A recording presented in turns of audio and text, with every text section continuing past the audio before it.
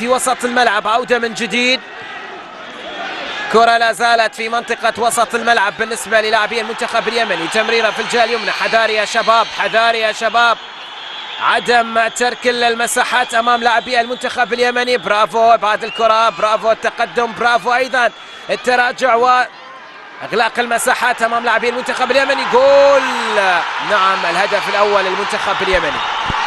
المنتخب اليمني يتقدم في التاريخ الى النهائي، يسجل اول اهداف في هذه اللحظات على حساب منتخبنا الوطني. التقدم بمتابعة وخطأ دفاعي بعد تقدم حارس المرمى، يسجل المنتخب اليمني أول أهداف. نعم، فرحة يمنية في المدرجات. معلش، خطأ لدفاعات منتخبنا الوطني. هذا أخطر لاعبي المنتخب اليمني، تحدث عن عادل قاسم، هداف غاب في المباراة الماضية. خطأ الدفاعي كبير. حارس المرمى أيضا،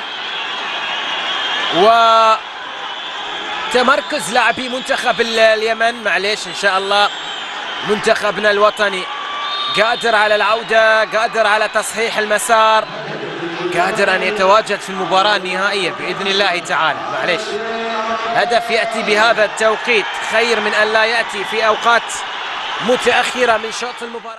الوصول الى النهائي فرحة كبيرة منتظرة بإذن الله تعالى.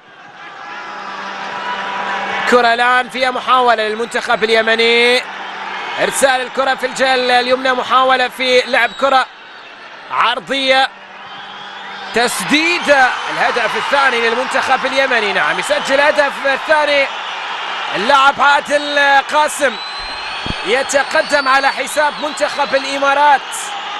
الهدف الثاني نعم يأتي في هذه اللحظات على بعد 4 دقائق عن صافرة نهاية الوقت الأصلي شوط المباراة الثاني. يسجل عادل قاسم الهدف الشخصي الثاني، والثاني للمنتخب اليمني. منتخب اليمن 2، منتخب الإمارات لا شيء. كرة مثل هذه لم يستطيع التعامل لاعبي منتخب الإمارات في إبعادها. معليش، صعود لدور نصف النهائي لمنتخب الإمارات، لكن منتخب اليمن أيضا يقدم مباراة جميلة. وهدف ثاني، زاوية مفتوحة من البستكي، استغلها عادل قاسم في تسجيل هدف ثاني. منتخبنا الإماراتي بعد التعادل سلبيا في شوط المباراة الأول.